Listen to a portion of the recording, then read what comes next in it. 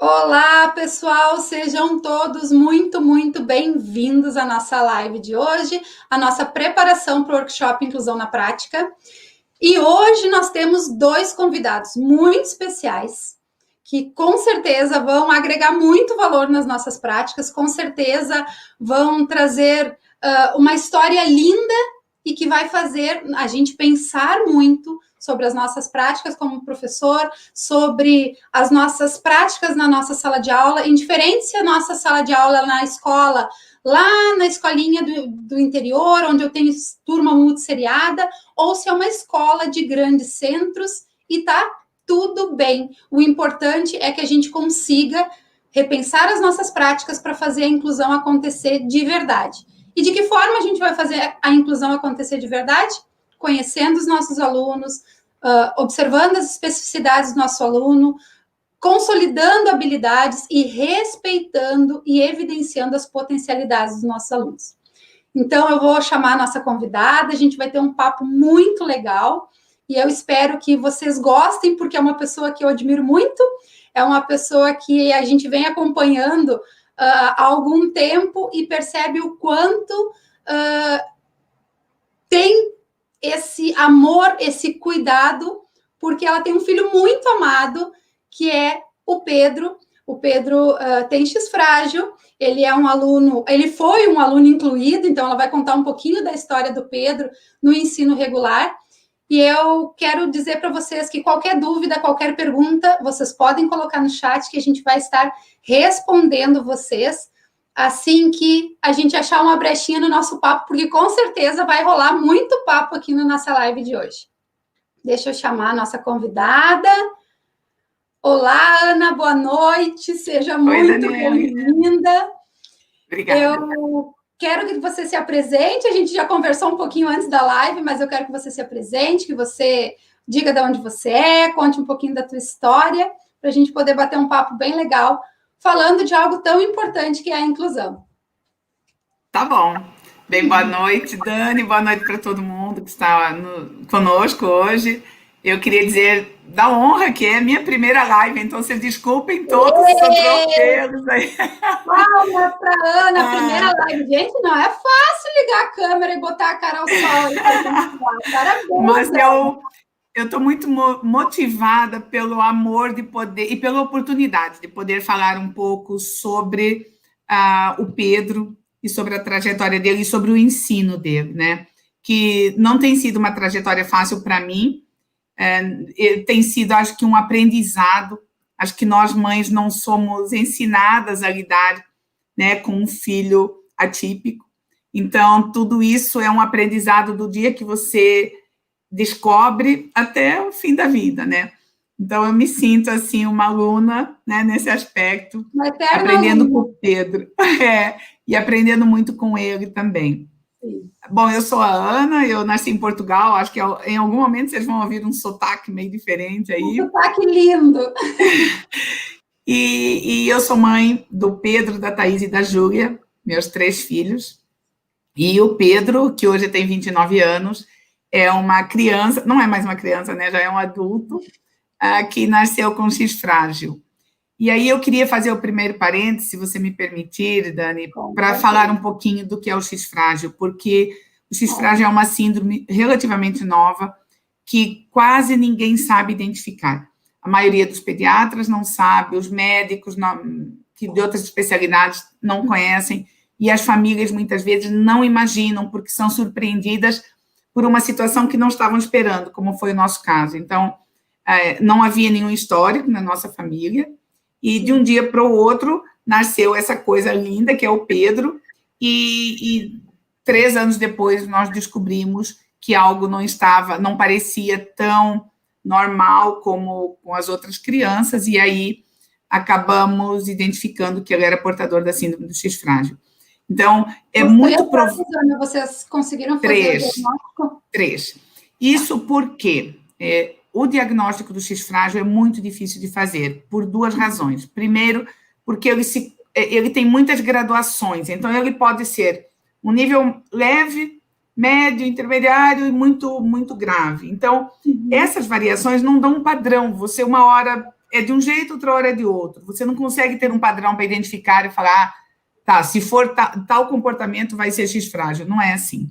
Sim. A outra dificuldade também, além dessa falta de padronização, né, que eu comentei, é que ele se confunde muito com outros comportamentos. Então, muitas vezes você vai ver uma criança com X frágil, você vai achar, desde que ela é mal educada até que ela é autista, você passa por todas as sensações. Então, você vai achar que é uma criança teimosa, que é uma criança hiperativa, que é uma criança nervosa, que é uma criança que não pode ser contrariada, que é uma criança autista, que é uma criança que não responde quando você pergunta, enfim, tem 1000 comportamentos que vão confundindo o diagnóstico.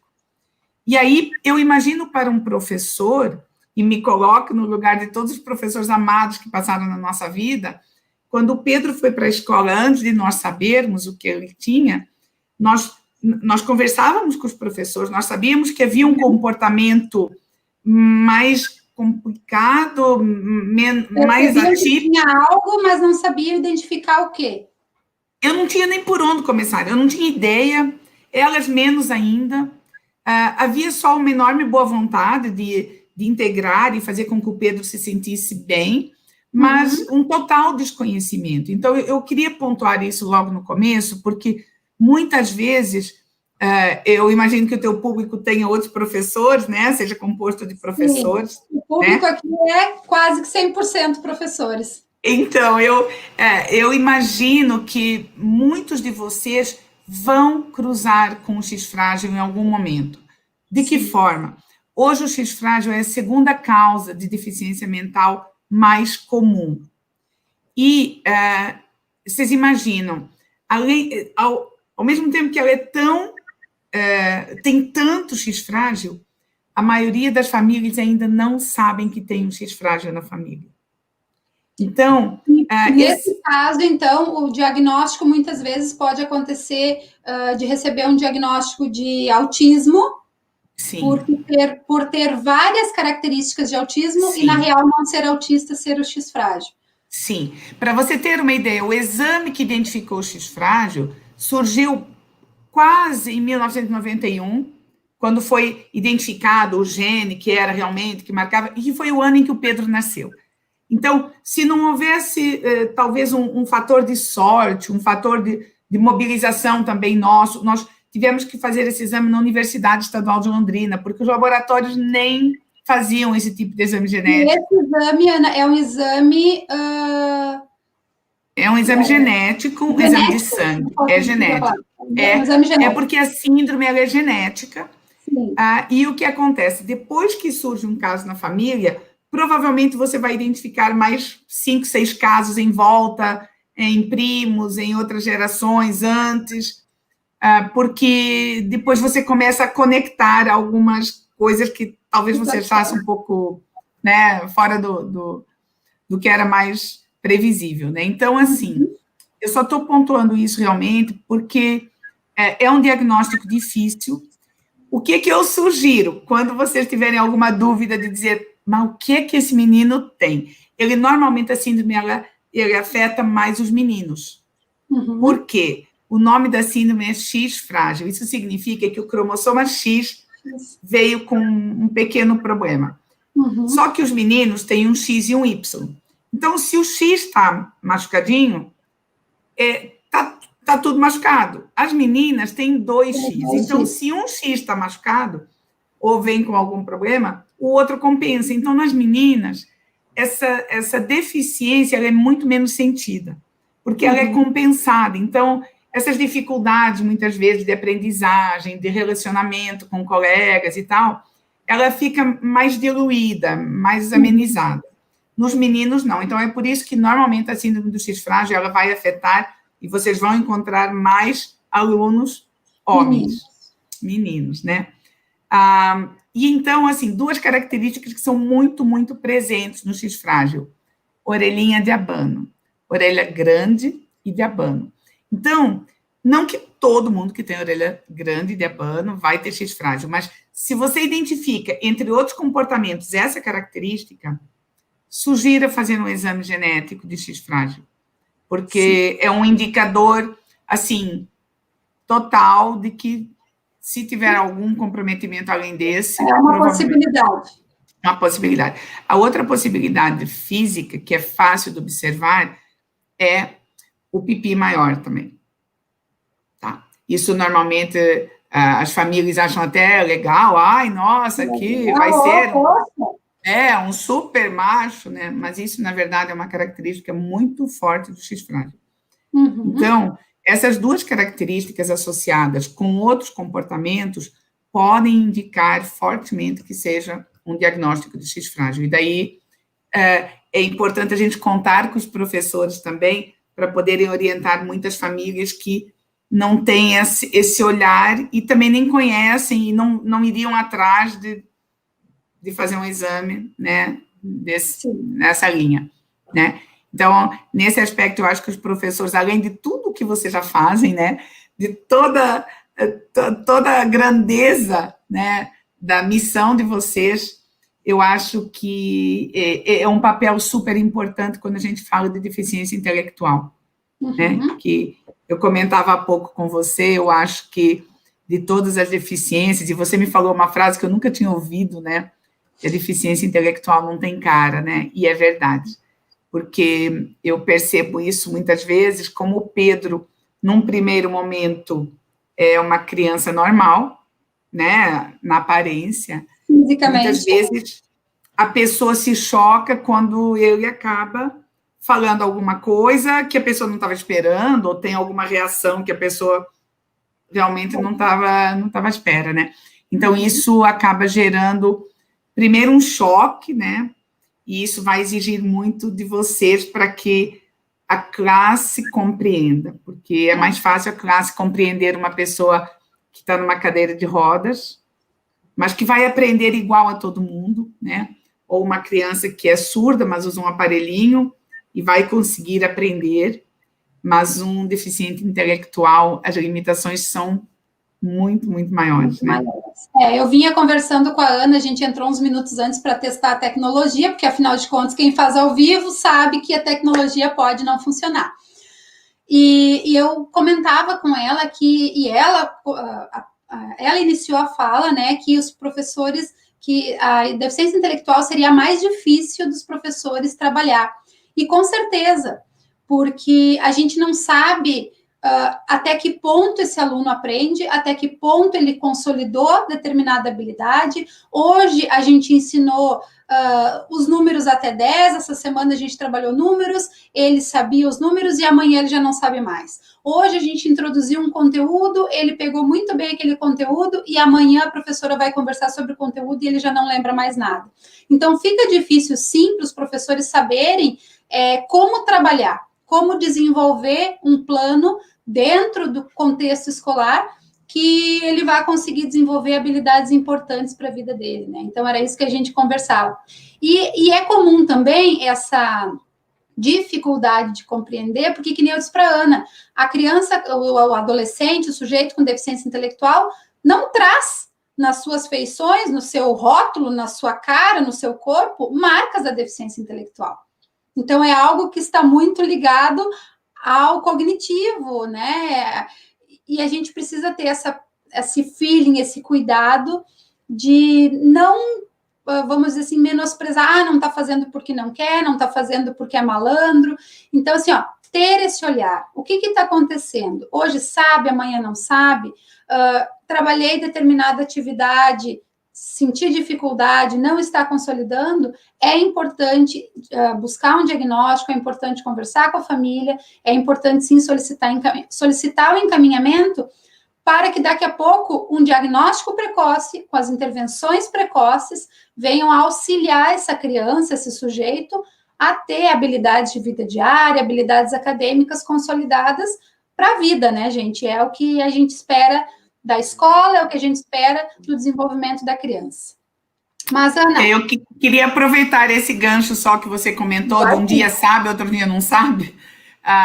Esta semana, nós até postamos no YouTube, no canal do Instagram do Pedro, que o Pedro tem X frágil, mas o canal dele chama X Nada Frágil, né? Porque a gente... O pessoal que está aí depois vai lá conferir o Instagram do Pedro, @X Nada Frágil. Vocês vão amar acompanhar o Pedro, gente, eu adoro. Mas é que a gente aposta, na verdade o nome foi até minha irmã que acabou dando, porque a gente aposta no que ele não tem de frágil, a gente aposta no que ele realmente tem de potencialidade, e ele tem muitas coisas diferentes das nossas, e daquilo que nós esperamos. Então, eu queria fazer só 2 comentários rapidinho. Um é porque eu estava comentando, nós postamos sábado um vídeo dele fazendo tarefa.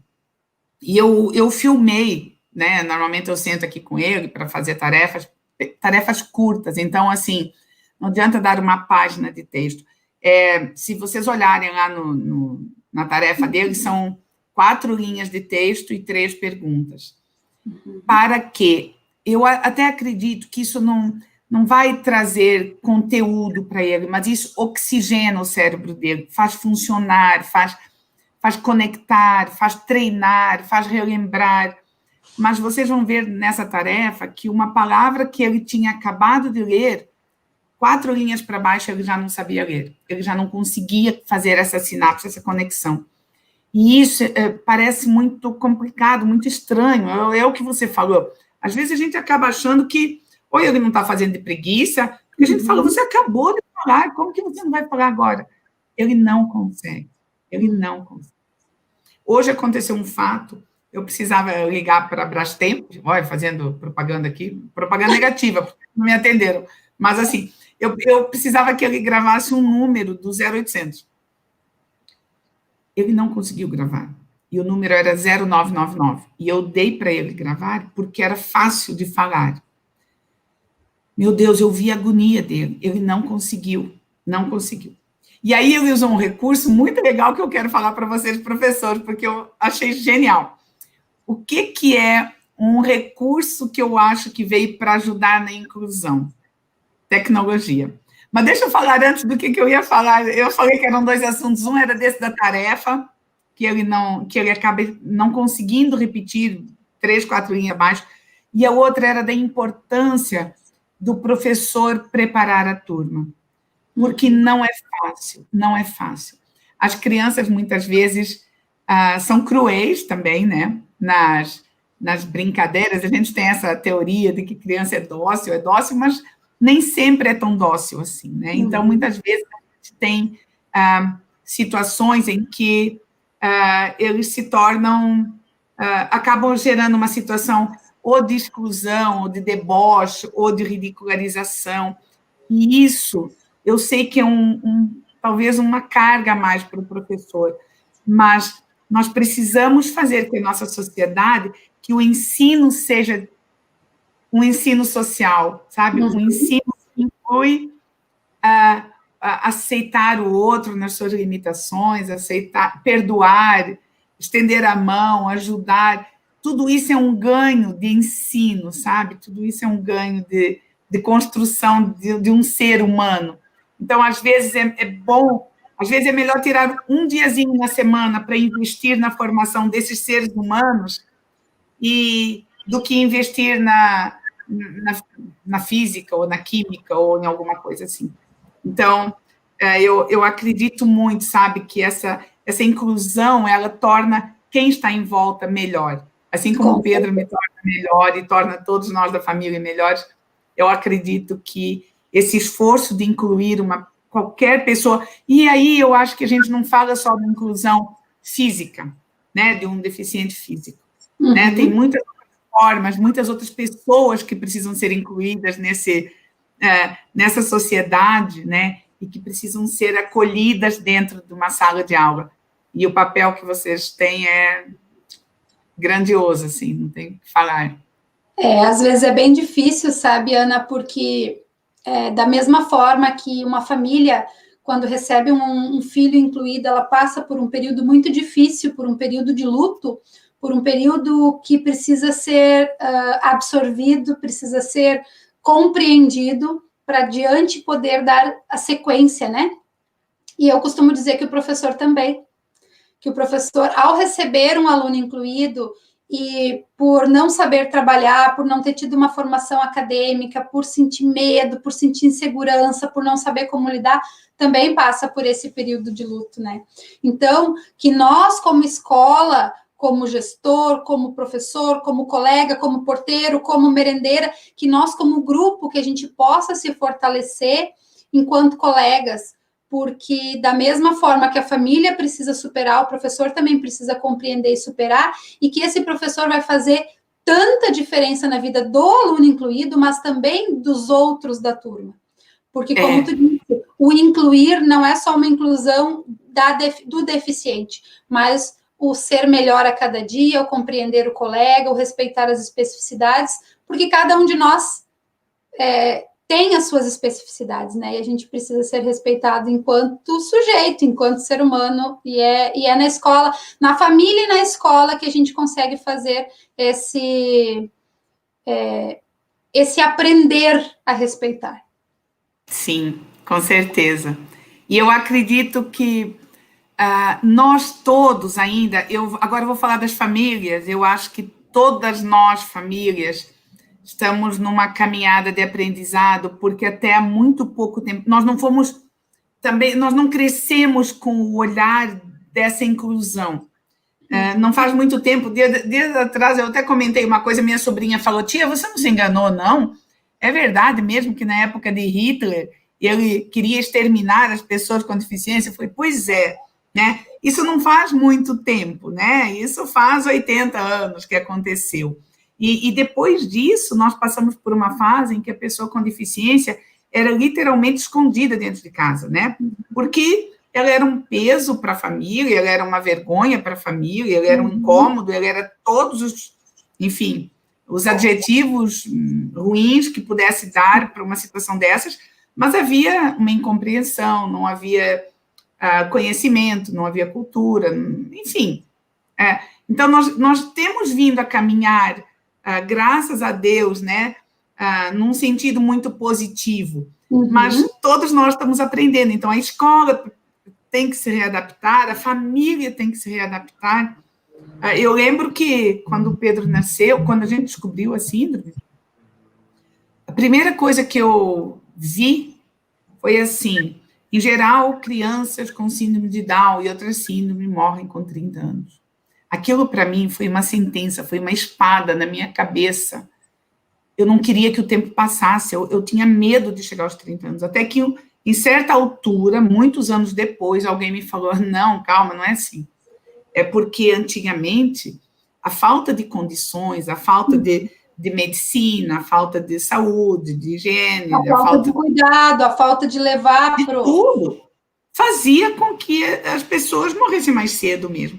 Hoje, a expectativa de vida é igual, né? É praticamente igual a qualquer outra pessoa. Mas por quê? Porque nós, enquanto sociedade, estamos evoluindo em muitos setores.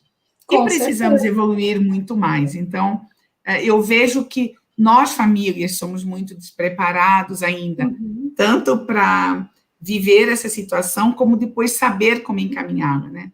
Eu confesso que a palavra capacitismo surgiu na minha vida faz muito pouco tempo, e durante muito tempo eu achava que talvez fosse melhor mesmo o Pedro estudar numa salinha à parte, sabe? Porque daí não ia dar trabalho para a professora, sabe? Eu mesma acabava fazendo esse papel de, não, tudo bem, se não dá, não dá, vamos deixar, sabe? Era uma coisa, nossa, me corta o coração de pensar nisso. Às vezes é uma coisa tão pesada, né, Ana? E assim, ó, quando tu fala das pessoas com deficiência que ficavam às margens da sociedade, e hoje a gente vem num caminhar crescente, mas hoje a gente vê escolas em muitos lugares nesse Brasil, que a partir do momento que a Ana chega para matricular o Pedro, essa escola dá uma desculpa, arranja um pretexto para não matricular o Pedro. Sim, sim. Sabe? Então, assim, a gente precisa crescer como sociedade, a gente precisa modificar muitas coisas que acontecem nas escolas, e não adianta a gente dizer que não, isso não acontece, porque acontece sim. né? De professores chamar lá a mãe Ana e dizer, olha, eu não aguento mais o teu filho, eu não sei mais o que fazer com ele, né? É difícil, ninguém está dizendo que a inclusão é fácil, o sistema muitas vezes não dá o suporte que o professor precisa e falta muita coisa, sim, mas em alguns casos não é tão difícil assim. Em alguns casos a gente consegue trabalhar na sala de aula. E quando chega aquele caso, e hoje na escola eu ainda conversava com a diretora da minha escola e com a coordenadora, em alguns casos, porque o Pedro, tu me falou que ele ficou 2 anos na APAE, né? Ficou. O Pedro teve uma trajetória, bom, depois eu te comento, mas ficou 2 anos na APAE. E daí o que acontece? Tem algumas deficiências que o sujeito tem condições de enfrentar uma escola regular. Que ele tem condições de ficar às 4 horas, que ele tem condições de ficar com a turma, mas tem deficiências que o papel das terapias dá base para esse sujeito ir para a escola. Então, não adianta a gente botar tudo num bolo e dizer que incluir é bonito, que está tudo muito fácil, que o professor tem que dar conta, que a família tem que aceitar e vamos adiante. Cada caso é um caso, cada deficiente é um deficiente, cada deficiência é uma deficiência, então a gente precisa olhar caso a caso, ponto a ponto. Né? Exatamente, com certeza. E você comentou da PAI, eu até queria comentar, assim, o Pedro já foi para a PAI, eu acho que com 20 anos, 19, 20 anos ele foi para a PAI. Ana, vamos voltar um pouquinho quando o Pedro tinha lá os seus 6 anos, que seria a fase que ele deveria entrar na alfabetização. Como é que foi? Então, o Pedro nunca fez o primeiro ano. Ele entrou, ele nunca conseguiu entrar no primeiro ano regularmente.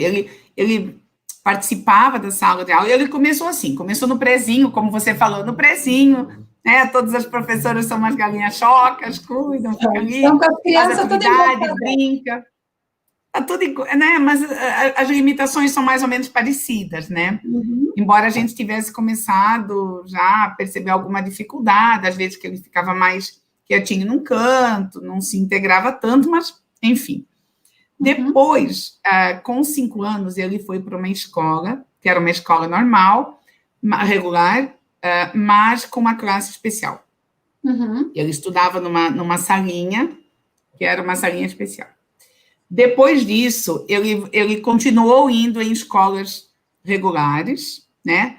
Algumas municipais, algumas particulares, mas quando chegou na fase de alfabetização, já com 7 anos, daí a dificuldade já era muito grande, né? Então, ele não conseguia avançar, né? Então, ele nunca concluiu o primeiro ano, né? Não aconteceu esse momento.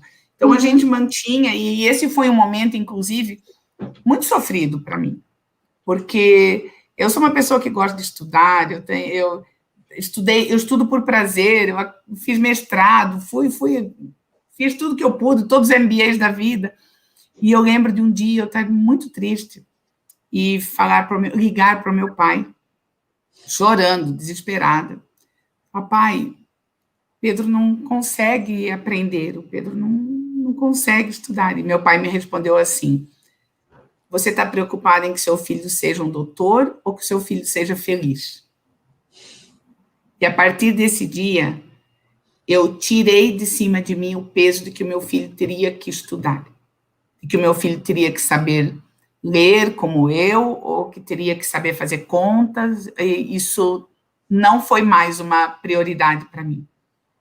Tanto que a nossa prioridade é fazer o Pedro feliz. A nossa, e aqui eu estou falando em nome de toda a família, estou falando em nome do pai do Pedro, em nome da madrasta do Pedro, que ele também casou e tem uma esposa que dedicou a vida dela a estar do lado do Pedro, a Márcia. Estou falando dos meus pais, dos avós, dos meus sobrinhos, dos meus irmãos, enfim, eu não tenho o que te dizer. E eu acho que isso é um outro fator que eu até queria comentar depois desse peso, mas assim, se alguma mãe estiver me ouvindo, tire do seu coração, sabe, a angústia dele não estudar. Não faz a menor diferença, sabe? Não faz a menor diferença. Eu não sei o que eu ganharia se o Pedro tivesse estudado até a 6ª série, ou até a 8ª, ou até a 9ª, primeiro ano, feito vestibular, não sei que diferença isso faria, porque a minha vida, a nossa vida é para fazer o Pedro ser uma pessoa feliz nesta existência, né? É só isso, né? Mas, enfim, voltando então... Mas, enfim, a Ana faz a gente chorar assim no meio da live, mas, enfim, a gente já poderia encerrar a live agora, porque ela já deu a aula. A gente respira, toma uma água e vamos adiante. Mas eu queria falar uma coisa muito legal agora, que eu considero legal. A gente, em determinada altura, colocou o Pedro na PAI. E eu tenho muita admiração pelo trabalho que as APAES fazem, pelo esforço gigante que eles fazem. Claro que a gente está falando, as APAES cada dia evoluem mais e conseguem uma estrutura um pouco melhor, apesar de todas as dificuldades que eles enfrentam. Mas a APAE, especificamente, para o desenvolvimento do Pedro, não funcionou. E aí eu queria falar, porque você comentou assim há pouco, cada criança é uma criança, cada criança tem um desenvolvimento. O que acontece com o Pedro e com muitas crianças com deficiência intelectual? Eles aprendem por imitação. Na verdade, eles imitam muita coisa. Sim. Aí, o que acontecia? Conforme o Pedro ia convivendo com crianças um pouco mais comprometidas do que ele, ele ia regredindo em alguns hábitos que ele já tinha conquistado. Consolidado. Então, no caso do Pedro, ele acabou ficando 2 anos, ele saiu porque já tinha chegado na idade limite para poder sair mesmo da PAI, mas saiu no momento em que nós já estávamos percebendo que ali nós não íamos conseguir avançar, nós não iríamos evoluir, em termos, ele mesmo não conseguiria passar daquele estágio. E aí nós investimos muito numa professora que está com ele desde os 16 anos, que já era antes da PAI também, mas numa professora que vai em casa 2 vezes por semana, e nós investimos nele mais em coisas do dia a dia, em aprendizados pequenos, na leitura, em algumas coisas que a gente foi insistindo para que ele fosse descobrindo também, fosse aprendendo. Então, assim, o Pedro tem um dicionário, ele não sabe ler, né? Ele tem muita dificuldade de ler, mas ele tem um dicionário, e a gente faz com que ele procure uma palavrinha lá no dicionário, nós vamos orientando, mas ele vai indo, né? Então, assim, nós fomos tentando mostrar para ele coisas do dia a dia que pudessem somar na sociabilização dele, né? Como eu comentei há pouco, no repertório dele. Então, nós investimos não só nessa questão de educação, nós achamos que ter uma professora indo lá, porque ele já estava adulto, sabe? Daí, quanto mais adulto fica, maior a distância com as outras crianças, né? Ele é alto, é grande. E algo importante da gente também frisar aqui, Ana, é a questão de que hoje esse aluno está na escola, né? Hoje ele tem uma vida social na escola, mas daqui a pouco ele não vai mais estar na escola. Então, a gente precisa preparar ele para a vida. O que vai ser desse aluno depois que ele sair da escola? Eu lembro que o ano retrasado, aqui na nossa escola, 2 irmãos gêmeos com deficiência intelectual se formaram no ensino médio. E eles diziam para mim, prof, e agora? O que vai acontecer? O que vai ser de nós depois que nós sair da escola? Eles não conseguiam perder o vínculo com a escola e com os professores, porque a vida social deles era somente na escola. Então, o quanto é importante proporcionar essas atividades de vida diária, outras situações sociais, para que, a partir do momento que ele não estiver mais na escola, que ele consiga continuar evoluindo, né, Ana? Porque eles precisam continuar sendo desafiados e eles precisam consolidar as habilidades a cada dia. Não é porque o Pedro consolidou uma habilidade há 5 anos que tu não vai continuar reforçando e reforçando, porque se tu não reforçar, daqui a pouco ele vai perder essa habilidade. Ele vai perder essa habilidade, exatamente. E nós procuramos expor no bom sentido, o Pedro a situações muito diversas no dia a dia, né? Para que ele consiga não só superá-las também, eu acredito muito, eu falo muito isso com mães que nos escrevem. Nós, muitas vezes, colocamos limites, sabe? Nós imaginamos que eles não vão conseguir, talvez, fazer determinada coisa e acabamos não os expondo a isso. Mas, na verdade, eu penso que muito do que o Pedro conquistou foi por nós não aceitarmos parar ali, sabe? Então, lembro, tem um videozinho até que fala, meu pai, nós compramos uma bicicleta para o Pedro e o Pedro não entendia nem o movimento, como qualquer criança, mas ele já era grande, ele não conseguia entender o movimento. Meu pai amarrava o pé dele no pedal e empurrava a bicicleta para que ele entendesse dias e dias qual que era o movimento. E hoje o Pedro anda super bem de bicicleta. Então, assim, o que acontece? Exige um esforço, uma dedicação muito grande da família também, e nem sempre a família tem tempo, nem sempre a família tem condições, nem sempre a família tem conhecimento. Muitas vezes eu quis parar, muitas vezes eu falei para o meu pai, pai, para, não vamos insistir mais. Meu pai falou, não vamos parar, ele vai aprender. E hoje, muito da autonomia do Pedro é dessa insistência de nós não termos parado, sabe, de ir um pouco mais além. E aí a gente acaba expondo o Pedro a uma série de situações do dia a dia, que são situações que o tornam incluído na sociedade. Então, por exemplo, o Pedro vota. Poderia-se dizer, né? Será quantos deficientes intelectuais votam? Pouquíssimos, provavelmente poucos. Porque talvez a família entenda assim, não, ele nem entende, vai votar em quem?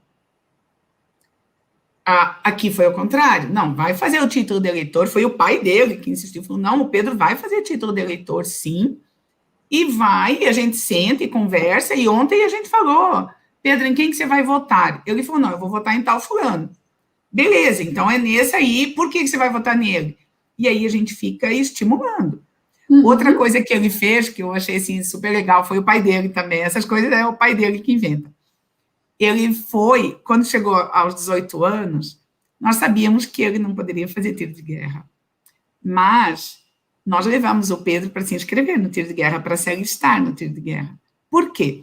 Porque todos os primos dele tinham se alistado, e não, como tem mais candidatos do que vagas, na verdade, muita gente não é chamado, né, para o tiro de guerra. Nenhum dos primos dele foi chamado para fazer tiro de guerra. E aí o Pedro também não foi. Quer dizer, os primos e ele passaram não foram pelo processo. Igual. Igual. Então, assim, mas poderia não ter levado? Poderia, nem precisava. Mas essa exposição de desafiá-lo a fazer... Passar pela experiência. Exatamente. Então, assim, nós procuramos o tempo todo levá-lo a fazer coisas que todo mundo faria, né? E aí ele vai se superando, ele mesmo vai. E uma coisa que eu queria comentar, eu não sei se o tempo está acabando, Daniela, não, você não me se preocupa, vem tranquilo. Nós estamos com 38 minutos, nós passar de uma hora e pouquinho, não tem problema. Tá bom. Uma coisa que... o que eu ia falar que passou agora rapidinho? Uma coisa que eu achei muito legal e que eu acho que para vocês, professores, pode ser um aliado no futuro, né? Como que eu vejo, na verdade, o que poderia ser feito, né, com uma criança como o Pedro, né, com um jovem como o Pedro? Eu acho que, primeiro, preparar a turma, com certeza, né, para esse valor, né, para valor mesmo, né, mas como um ser humano, né, de caráter, né, de humanidade, mas além disso, mostrar para a turma que alguma potencialidade esse aluno vai ter. E, às vezes, potencialidades diferentes da dele. Então, eu comentei que eu nasci em Portugal. Em Portugal, nós fazíamos muito uma coisa que aqui no Brasil eu não sei se existe tanto. Lá, nós fazíamos muitas visitas de estudo. Então, era assim, o professor pegava e levava a turma toda para conhecer como que se faz um jornal. Como que se faz a seda? Eu sempre penso nisso. Eu falo, meu Deus, aqui tem uma fábrica de seda. Deve ser tão legal ver o casulo, a borboleta, virar um fio de seda, virar um tecido. Eu acho que isso constrói tanto conhecimento, né? Então, pegar coisas assim que possam ser mostradas para ele para eles na prática, que sejam visuais, que interessem para toda a turma, e também destacar coisas em que eles sejam bons. Então, por exemplo, o Pedro sabe andar muito bem de bicicleta, proporcionar uma tarde de passeio de bicicleta com todos, algo que ele possa fazer igual a todo mundo, né? Que ele tenha autonomia para fazer, porque que ele não fique sempre na dependência de alguém ajudar ou em algo que tem que ser flexibilizado porque ele não dá conta, mas proporcionar algo que ele seja a evidência no momento.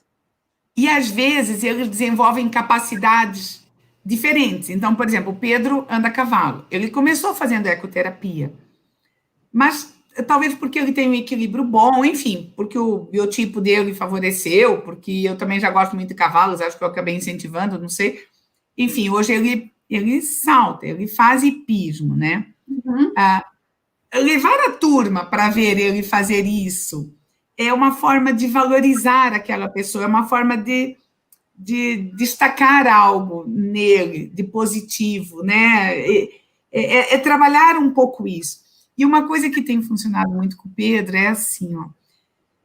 Eu acho que cada vez mais alguns currículos que a gente aprendia na sala de aula vão se tornando dispensáveis de alguma forma. Então, por exemplo, o Pedro não sabe escrever, mas nós temos o grupo do WhatsApp da família. O que o Pedro aprendeu rapidamente? A gravar mensagem. Então, o Pedro não escreve, mas para ele não é necessário escrever, porque ele pega, ele grava e fala, família, para dar o recado que ele quer, a família já sabe que para falar com ele vai responder por áudio mesmo, e isso vai ajudando na inclusão. Aí, por exemplo, o que os cunhados fizeram? Criaram um grupo do WhatsApp só dos homens da família e colocaram o Pedro como administrador. Então, o Pedro é o administrador do grupo dos homens. Mas eles criaram isso para estimular o Pedro a interagir, a fazer coisas, a tomar decisões. Então, por exemplo, olha que coisa, que legal. Eles fazem assim. De vez em quando, um faz uma bobagem qualquer. Posta lá uma foto de uma mulher pelada. Aí o outro manda um áudio e fala, Pedro, você é administrador, você vai deixar uma coisa dessas no grupo. Aí o Pedro é estimulado a tomar uma atitude e mandar um áudio e dizer, se você voltar a fazer isso, eu vou ter que expulsar você do grupo. Essa interação faz com que ele se sinta totalmente incluído. Responsável, então, administrador. Então, são coisas, às vezes, que a gente consegue dar para ele uma responsabilidade, dar para ele algo que o faça se sentir dentro da capacidade dele. Que mostre que ele é capaz, né, Ana? Sim, e aqui exatamente. Eu faço um recorte bem legal, que eu sempre falo nos meus cursos, nas minhas palestras e nas aulas que eu ministro, a questão do processo de avaliação, né, quando a gente vai fazer uma atividade com um aluno, que o meu aluno está lá no 6º, 7º ano, ele não é alfabetizado, existem N formas do professor receber o feedback do aluno através das mídias, através de algo que seja um fortalecedor para ele. E as mídias vêm muito de encontro. Por quê? Porque se o aluno ele não escreve, mas ele consegue interagir com a turma, ele consegue apresentar um trabalho de forma oral, ele consegue fazer uma avaliação, o professor dá avaliação por áudio e ele responde por áudio, e uma avaliação dentro da flexibilização que foi feita para ele. Né? Então, quer dizer que não é porque ele não tá, que ele está incluído, que ele não precisa fazer avaliação, que ele não precisa fazer as atividades. Ele vai fazer, mas dentro do que o plano pedagógico propõe para ele. Né? Se existe um plano pedagógico, se existe uma flexibilização, se ele está na escola, a avaliação também precisa ser flexibilizada. A avaliação precisa ser feita de modo que ele consiga expressar o que ele sabe.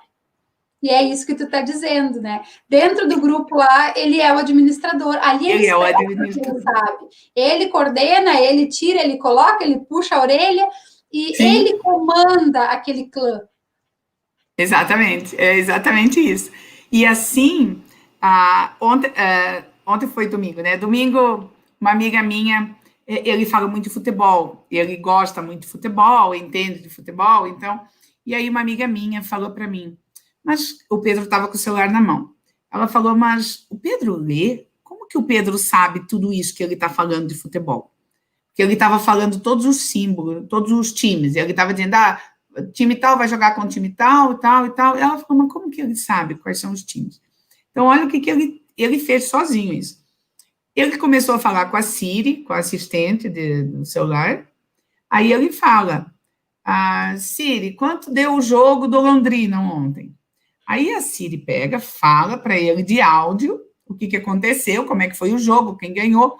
Aí ele já pede para entrar no YouTube, daí o YouTube já tem a matéria da televisão que fala sobre o jogo, e assim ele se mantém atualizado, ele conversa com todo mundo, sabe tudo sobre o assunto, sem ler. Na verdade, ele não lê, ele apenas escuta. Ele escuta. Mas ele está totalmente atualizado em relação ao assunto de futebol, por exemplo.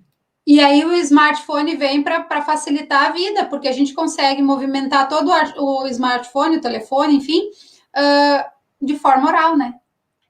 Exatamente. Ele vem de encontro da deficiência do Pedro, mas ele também facilita a vida de quantos deficientes visuais? Muitos, muitos. Na verdade, eu acho que foi um ganho na inclusão de pessoas, de muitas pessoas com muito tipo de deficiência diferente, que se beneficiam da tecnologia, né? De diferentes formas. Pode ser através de um joguinho, pode ser através, enfim, de N coisas diferentes, mas que se beneficiam com isso, né? Então, eu acho que... a pandemia também veio para pesar, porque o que aconteceu?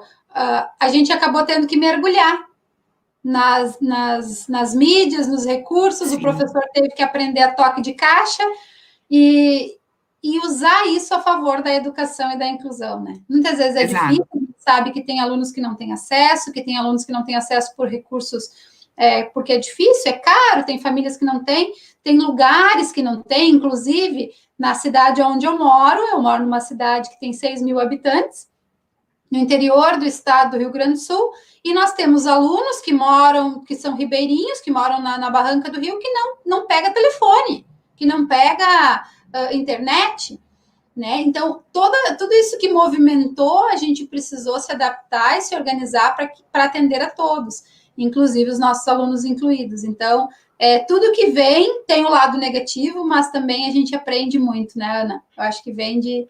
Com certeza. O próprio canal do Instagram do Pedro foi um pedido dele, na verdade, né? Ele que quis, né? Eu vi essa semana um story de vocês, que ele andou fazendo vários Instagrams. Ele fez, menina, é porque eu não sei, eu acho que ele não fez de propósito, mas ele vai... Sabe essas coisas que você clica num lugar e vai fazendo outras coisas? Menina, quando eu vi, ele tinha 6 Instagrams. Nossa, e daí aquilo não apaga. E ele te perdoou. Ele me perdoou. Olha que gentil, né? Que generoso, né? Como é a história dos Instagram? Ele criou os Instagram ali meio que sem querer, e a Ana deu um pitoco nele, pelo que deu para entender, né, Ana? E daí a Ana deu um pitoco nele, e daí ele dizia para ela que ele perdoava ela.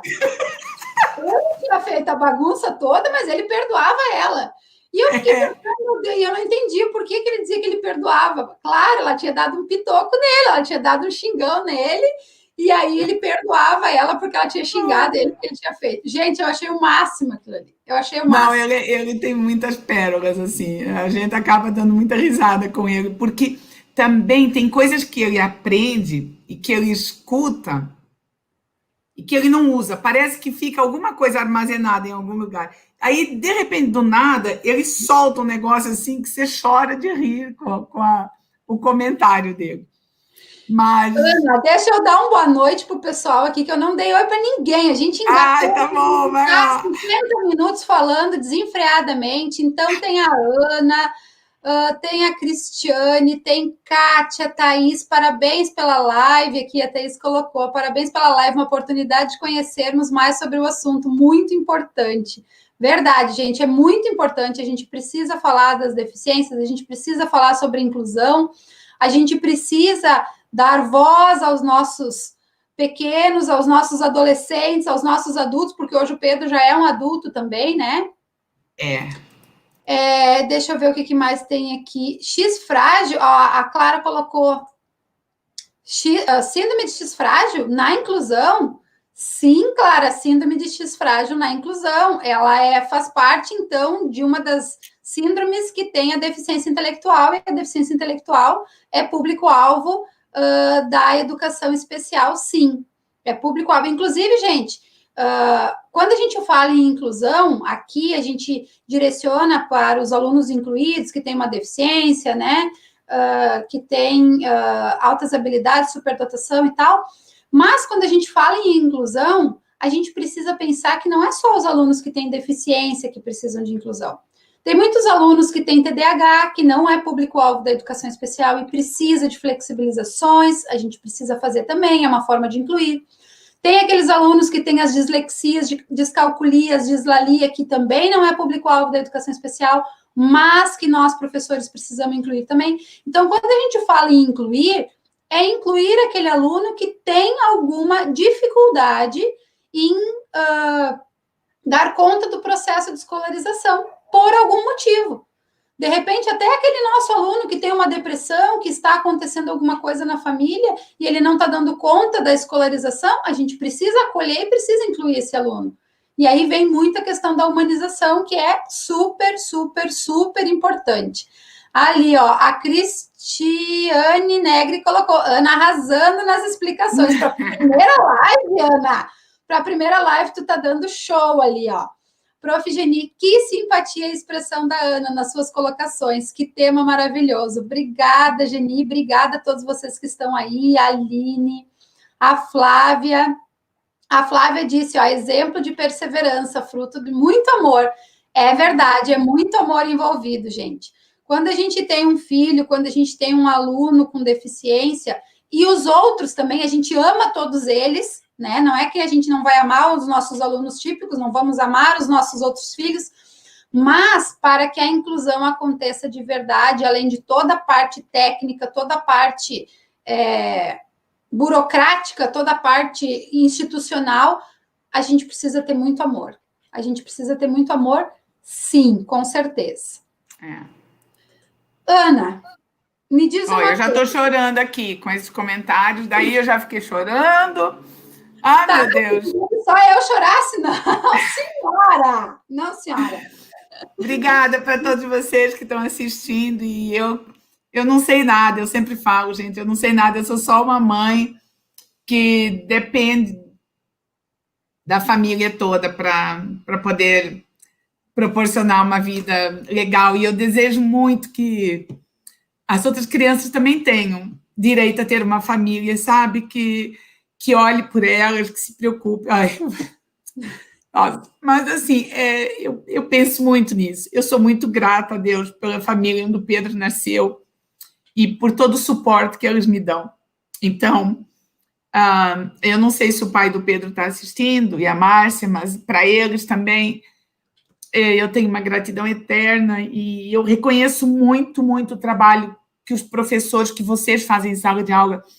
Eu acho extremamente complexo, difícil. Eu sei o quanto isso deve estar exigindo de todos vocês em capacitação, muitas vezes na falta de estrutura, na falta de suporte, enfim, todas as falhas que o nosso sistema tem para uma educação tradicional, né? Não estou nem falando em inclusiva, a educação básica já é muito complicada. Nossa educação no Brasil já é muito falha, né, Ana? E aí a gente ainda traz mais um componente além, que é que eu acho que passa, talvez, eu não sei se ele passa tanto pela educação, mas muito mais pela educação social, sabe? Por nós fazermos, criarmos uma sociedade melhor, sabe? Para todos, sabe? E aí eu estou falando de inclusão, eu estou falando de de pessoas que podem ter opções sexuais diferentes, ou que têm gêneros diferentes, ou que, sei lá, eu nem sei, tantas, ou que são negros, ou que são filhos de pais separados, ou que são filhos, sabe? A sociedade nossa hoje, ela está muito radical nas opiniões, então acaba excluindo muito as pessoas de uma forma muito, muito cruel. Então, não estou aqui levantando a bandeira só de um filho que é um filho especial, não. Eu estou falando que a gente precisa tornar o nosso mundo um lugar melhor para viver, sabe? Isso, eu acredito muito no papel da escola, acho que a escola tem esse papel. Claro que a escola tem um currículo para cumprir, mas se a escola fizesse só formar bons cidadãos, sabe, que não soubessem matemática, estava muito bom, sabe, a gente teria uma sociedade mais bonita, mais amorosa, mais, enfim, é isso. Então, eu queria, na verdade, isso é só para agradecer a todos vocês, professores desse Brasil, que fazem um trabalho incrível todos os dias, mesmo sem ter crianças especiais na sala de aula, o trabalho de vocês já é incrível, então, parabéns por isso. Obrigada, viu? A Iranilde colocou: o maior problema é não sabermos elaborar um plano inclusivo, ela botou exclusivo, mas para atendê-lo. Iranilde, nós vamos conversar no workshop sobre esse plano. Esse plano é importante, a gente precisa fazer, e a gente sabe que nós, professores, nas nossas formações, e eu digo de boca cheia, porque eu tenho 2 graduações, e uma delas é em educação especial, então a gente acha que fazendo uma graduação em educação especial, tu vai sair de lá sabendo tudo, e na real tu sabe sim a teoria, mas quando tu vai para o chão da sala de aula, quando tu vai para a prática, quando tu vai lá para o campo de guerra, para o dia a dia, a coisa não é tão simples assim. E eu, como pedagoga, lá na minha graduação de pedagogia, os nossos currículos são muito falhos. A gente não estuda para receber os alunos incluídos. Tanto que quem assistiu o workshop vai ver, na primeira aula eu conto, quando eu recebi o meu primeiro aluno incluído, eu queria desistir. Eu queria desistir porque eu achava que eu não havia estudado para isso, sabe? Então, assim, nós precisamos nos fortalecer enquanto professores, nós precisamos nos qualificar, porque nós precisamos atender os nossos alunos, indiferente de qual é o aluno, da onde ele vem, qual é o contexto, a gente precisa se preparar para atender. E se a gente é professor, se a gente está lá na sala de aula, se a gente quer ser professor, porque é uma escolha, ninguém botou a faca lá no meu pescoço e disse: agora tu vai ser professora. Não, eu escolhi ser professora. Eu demorei para compreender muitas coisas, mas se eu escolhi ser professora, eu preciso fazer a minha prática a melhor que eu posso. O sistema não me dá condições, mas mesmo sem toda essa condição do sistema, o que eu, professora, posso fazer dentro da minha sala de aula com os meus alunos? O que eu posso fazer de diferente? Olha só, a Juni colocou aqui, uma coisa eu tenho certeza, Ana, filhos especiais sempre têm mães especiais. Deus sempre cuida bem disso, você é a prova. Minha mãe também cuidou por quase 50 anos dos meus irmãos, mas a Geni é minha colega aqui da escola. E ela teve um irmão com deficiência e a mãe dela, os pais dela e os irmãos cuidaram o tempo que ele precisou, né, Geni? Me ajuda ali, eu perdi o outro comentário, ela complementa aqui, deixa eu ver. Cuidou como uma eterna criança, como sua eterna criança, é verdade. E é isso aí. Deus sempre faz a coisa certa, né? Se o Pedro está com essa família maravilhosa, é porque essa família maravilhosa merecia receber o Pedro para aprender cada dia mais, porque a gente sabe que a gente vai aprender, que vocês aprendem muito com ele. Se nós que estamos longe, eu aprendo muito com o Pedro, imagina vocês que estão aí, né? A Bárbara colocou: essas lives têm me ajudado bastante. Cada história emocionante que nos motiva a nos dedicarmos cada vez mais. Precisamos estudar, conhecer a realidade dos alunos incluídos. Eles são muito especiais. Verdade. Verdade, Bárbara. E é por isso que a gente está aí. Cada dia fazendo lives, fazendo aula, publicando conteúdo no Instagram. E a Geni às vezes me diz, Dani, como é que tu tem perna para tudo isso? Eu tenho, vamos lá. Às vezes dá uma vontadinha de desistir, pensar, mas será mesmo que eu estou no caminho certo? Será que é essa mesma a minha missão? Daí no outro dia eu levanto forte e vamos lá de novo. Eu acho que é, e você tem feito isso de uma forma brilhante. E assim, para quem não se sente preparado para receber uma criança numa sala de aula, acreditem que nós também não nos sentimos preparados para ser mães. Não é fácil, e eu reconheço que não é fácil para vocês, especialmente, né? Porque talvez em algum momento vocês olhem e falam, mas nem meu filho não é, e eu estou aqui passando por tudo isso, e estou aqui me desgastando, e né, não é fácil, a deficiência intelectual não é fácil de ser lidado, né? Muitas vezes você não compreende uma determinada reação, não compreende uma... Você confunde, você já não sabe mais se aquilo a criança está fazendo de propósito para te enfrentar, ou se realmente não está entendendo, enfim. Então, não é uma deficiência fácil, eu sei, eu reconheço isso. Precisa realmente de entender um pouco mais o que é uma deficiência mental e como que ela se comporta dentro de toda essa variedade que eu comentei com vocês. Então, não tem um padrão. Então, o Pedro age de uma forma, talvez outro X-frágil vai agir de outra forma, né? Mas eu também vejo que nós estamos atravessando um momento no mundo, né, de grandes avanços para pessoas com algum tipo de deficiência, né? Essas crianças, quando o Pedro nasceu, não se via criança com deficiência na rua, não se via, isso faz 30 anos atrás, né? Não era comum, e devagar esse assunto foi tomando a rua, essas crianças foram dando sua carinha, as pessoas foram conhecendo, foram encontrando no elevador, foram cruzando com ele no supermercado, foram, e hoje esse é um assunto que já ocupa, né, muito espaço na nossa sociedade, já tem pessoas fazendo lives como essa, já tem pessoas estudando, se preparando para receber, mas eu reconheço que a deficiência intelectual realmente é um desafio extra para uma escola inclusiva, né?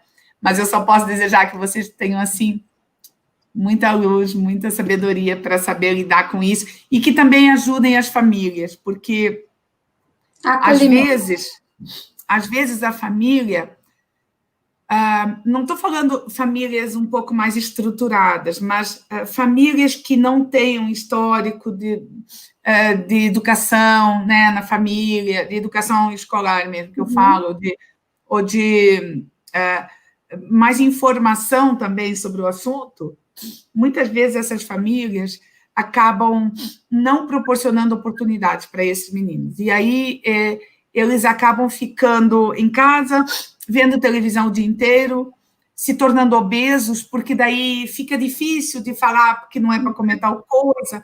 Então, assim, se educar um filho normal não é fácil, né? Todos nós sabemos disso. Educar um filho especial, o desafio exige muito mais de nós. Uhum. E a tendência é a gente ir largando, sabe? Vai falando, principalmente quando se torna adulto. Eu acho que esse é um tema que a gente vai querer conversar bastante também, que é o adulto atípico, né? E agora? Cresceu, e agora? Para onde vai, né? O que vai fazer? Né? Uhum. Perdeu já um pouco a graça de quando era criança, já não pode estar na escola, e agora? E agora? Né? É isso aí. Então, a gente quer falar um pouco sobre isso também no canal do Pedro, e quem sabe a minha sobrinha um dia colocou lá no Instagram dele um futuro possível, talvez a gente consiga encontrar um futuro possível para muitos jovens que um dia vão ser adultos. Então, essa é nossa missão também. E uma missão linda, Ana, linda, linda, linda. E me diz uma coisa, o Pedro está por aí? O Pedro tá, mas hoje à tarde ele falou que queria. Agora participar. Ele não quer. Agora ele não quer. Então, eu acho que, Thaís, se você estiver me ouvindo, a minha filha estava escutando a live. Eu vou ver se ela vai lá no quarto do Pedro, ver se ele quer, mas ele, na hora que chegou perto, ele vazou. Correu. Mas tudo bem, né? Então eu vou respeitar. A gente procura muito não forçar nada. Sim, tá e certo. tudo isso é muito novo também. Esse ambiente digital e tudo isso é muito novo. Então, mesmo as filmagens que a gente faz com ele no Instagram, a gente faz quando ele quer, quando ele está afim. Então, a gente não força muito, porque é no tempo dele. O Instagram é dele. Tá certo. A Ana de Verdade me mandou uma mensagem, disse: Dani, o Pedro quer participar, o que tu acha? Eu disse: eu vou amar. Eu vou amar o Pedro participar. Eu queria que ele viesse aqui só dar um oizinho, mas eu acho que ele não quer. E daí, depois eu fiquei pensando, pensei, será que ele vai se desafiar? Mas, enfim, vamos ver. A Yara, parabéns, Ana, muito bem muito bem sua participação, conhecimento, beijo no Pedrinho, parabéns a você, Dani, obrigada, muito obrigada para quem está aí nos acompanhando. Obrigada, Yara, querida. Bárbara, depois que eu conheci a professora Daniele, mudei minha visão sobre os alunos incluídos. Estou aprendendo a ter um olhar de amor por eles, antes eu não tinha. É verdade, a gente precisa mudar o nosso olhar. É difícil. E aqui, ó, a Geni pode me ajudar. A Geni está aí na live, ela pode me ajudar. Eu não sou aquela prof queridinha, que faz nhenhenhé, que pega no colo, que passa a mão na cabeça. Não! Vamos lá, vamos estudar, vamos adiante, vamos se comprometer. Ai, prof, mas eu não entreguei atividade. Olha o compromisso do dia, olha o compromisso do horário. Eu cobro deles, eu sou prof bruxa. Eles dão risada lá na escola porque eu digo que eu sou prof bruxa e eu sou prof bruxa mesmo. Ó, a Geni botou ali, ó, durona. Sou durona mesmo, sou durona com os meus alunos típicos, com os meus alunos atípicos, sou durona. E assim, ó, se eu sei que eles têm condições, vai ter que mostrar trabalho.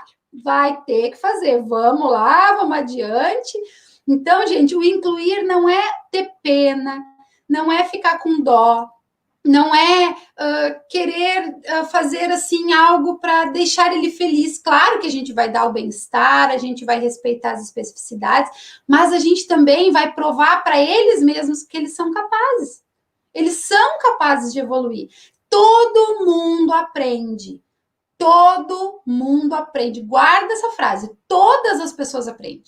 De repente não vai aprender na velocidade que eu acho ideal, que eu acho correto, que eu quero, ou da forma que eu quero. Mas todo mundo é capaz de aprender. E se eles são capazes de aprender, eles têm condições de evoluir. Então eu sou durona mesmo, eu cobro deles mesmo. Aliás, eu esqueci de contar uma coisa, por falar em aprender. O Pedro trabalha. Há 7 anos ele trabalha. Que trabalha legal. Mesmo, com carteira assinada, sim. Aonde ele trabalha? Pode falar? Ele trabalha no McDonald's. Ai, que show! Que show, gente! Olha só. Que legal. Ele trabalha no McDonald's. O Walter é o pai do Pedro? Não, é meu cunhado. Marido da minha irmã. Olha, aparece, Pedrão. A Mariana... Ô, Pedrão, vem cá. Ele saiu do quarto. Pedro, vem cá. Só dá um oi aqui, vem cá. Vem aqui. Dá um oi. Vem aqui pertinho. Oi, assim. Pedro, querido. Eu queria muito te conhecer, Pedro. Tudo bem? Tudo bem, graças a Deus. Tudo bem, graças a Deus. Meu, Pedro, eu te acompanho tanto no Instagram. Sério? Minha mãe falou muito sério. Hã? É sério? É sério, sim. Eu Minha vejo as proezas, eu vejo você saltando de cavalo. Eu adoro acompanhar o teu Instagram, Pedro. Olha, assim, é pra mim, entendeu? Assim, é pra mim, ai, mãe, tá, que você acha, tal, como assim, tá, montei o canal. Começou a bombar o canal, assim, de repente. Ele falou assim que ele quis montar o canal, começou devagarinho, daí pronto, montou o canal. E agora ele falou que o canal dele tá bombando. Tá bombando o canal, é isso aí, Pedro. E é muito legal porque você vai inspirar muitas pessoas, Pedro. Muitas pessoas. Espero que sim. Com certeza. Viu? Me contaram que tu não gosta de futebol, é verdade? Eu gosto, amo futebol. Gosta? Qual é o teu timão? Meu Palmeiras, o meu. Que legal, Pedro. Pedro, eu sou encantada pelo teu canal. Que bom que você se desafiou e que você tem a mãe. Sozinho, viu? Sozinho? Sozinho? Sozinho, sozinho. Isso aí, ele falou que se desafiou sozinho. Sozinho. E a mãezona aí, E as manas e a mãezona aí não te ajudam? A minha ajuda, né? Não, quem que cuida do canal? A minha prima, que mora aqui perto da casa da minha avó, a Mariana, ajuda que mora em Maringá, só. E eu? E minha mãe. E a Thaís? E a mãe, Thaís, né? É. A família é toda. Cada um faz uma parte. Todo mundo dá um pitaco, né, Pedro? Isso aí que é legal. Tá. Parabéns, Pedro. Parabéns Obrigado. pelo teu canal. Parabéns por você ter essa família maravilhosa que te ajuda, Cresce muito te também. apoia. E, ó, quando precisar de mim, eu tô aí, tá? Não, ixi. Mas a gente, a gente chegou ontem? Hoje. Ontem. Ontem não, Mas filho, vamos chegar aqui aos 1000. Tamo aí. Ele tá fazendo conta de chegar aos 1000 seguidores no canal dele. Aí ele tá, a meta dele é chegar nos 1000 seguidores. Ó, e a galera que tá aí na live, ó, nós temos 31 pessoas na live, mas no grupo do Workshop Inclusão na Prática, nós temos 110 pessoas. Então, quem assistir essa live está na responsabilidade de ir lá para o Instagram e seguir o Pedro e ajudar. Aí, Pedro, fala aí, convida o pessoal, Pedro. Fala aí. Convida aí, Pedro, pessoal. Galera, vamos lá, se inscrevam no canal, se inscrevam. Eu preciso chegar aos 10 mil seguidores no Instagram também, no canal também, no canal. Vamos lá, ajuda aí. Dá uma força aí pra mim. Isso aí, Pedro, com certeza. O pessoal aí está no compromisso. E quem quiser e quem puder já vai chamar um amigo para apresentar o Pedro, para apresentar o canal do Pedro e mostrar ali, ó. Qual é o Insta do Pedro? É @xnadafrágil. Eu vou colocar aqui nos comentários, ó. @xnadafrágil. Gente, eu tô sem óculos. Quem é meu seguidor aqui há mais tempo sabe que a Prof. Dani usa um óculos pesado. E eu aqui nem tentei. A minha mãe é assim também. O meu óculos dá muito reflexo, Ana. Dá muito reflexo. Olha só. Dá muito. E daí, por causa daí, não tem como ficar. Daí eu fico que nem uma noninha, assim, ó, olhando o que está sendo escrito. Tá, pessoal? Então, ali, ó, @xnadafrágil. Vamos lá seguir o Pedro. Vamos convidar a galera aí para ajudar o canal do Pedro a crescer e inspirar muitas pessoas. Espero que sim. Obrigada, Dani. Obrigada por esse momento. Foi super especial. Fiz minha primeira live com você, gente. Desculpa se algo não saiu como era planejado por você, mas a gente fez com muito carinho aqui e esperamos que a vida do Pedro possa realmente inspirar não só vocês, professores, como mães e, enfim, outras famílias, outros jovens também, e que a gente continue junto nessa jornada, porque essa é uma jornada conjunta, né? Não é só da família, é dos professores, é da família, é da sociedade como um todo, né? Então, é isso. Ana, eu tenho só a te agradecer. Meu coração está explodindo de gratidão, de felicidade. Eu estava ansiosa por essa live. Não tenho palavras para te agradecer. Conta comigo para o que você precisar, o que eu puder ajudar, a gente está aí para ajudar. Se puder, de alguma forma, ajudar o Pedro a inspirar novos alunos que estão aí, com certeza a gente vai falar sempre no nome do Pedro. Que Deus abençoe a família de vocês, que vocês continuem unidos, que vocês continuem na luta pela felicidade do Pedro. É isso que a gente deseja a vocês. Que coração aqui, deseja a vocês. Ó, gente, coração, print na live. Quem tá aí na live, faz o print, posta e me marca eu e o Pedro lá para... Faz coração aí com a mãe, Pedro. Olha aí, coração, Pedro. Faz aqui comigo, faz aqui. Com a mãe, faz o print da live. Quem tá aí na live, faz o print e me manda. Gente, um agradecimento muito especial a você, Ana, ao pai do Pedro, a esposa dele, que é a Márcia, as manas, as primas, todo mundo, gente. Vocês têm um papel fundamental na vida do Pedro. Parabéns, que Deus abençoe sempre vocês. Amém. Ao pessoal que está aqui na live, gratidão por vocês estarem aqui. São essas pequenas ações que vai mudar a nossa prática, que vão mudar a nossa prática Dia 11, 12 e 13, nós temos um workshop Inclusão na Prática, que eu vou estar trazendo para vocês passos importantes para fazer a inclusão, as crenças limitantes que impede a gente de ir além na inclusão, então a gente precisa quebrar essas crenças limitantes para poder ir além. E esse é um aquecimento, aquecendo as nossas práticas e aquecendo o nosso coração com essas boas práticas de vida que vocês vêm trazer para nós. Tá, gente? Olha só, vamos ver aqui os comentários. Parabéns pela live, Gabriela, a Geni, parabéns para a Ana e o Pedro, amei essa conversa. O Walter já colocou show, o Pedrão apareceu, né, Walter? Tá aí, ó, se desafiou, Pedrão, parabéns. Que momento rico a Aline colocou, foi demais, muito show. Gente, muito, muito, muito obrigada pela presença de vocês.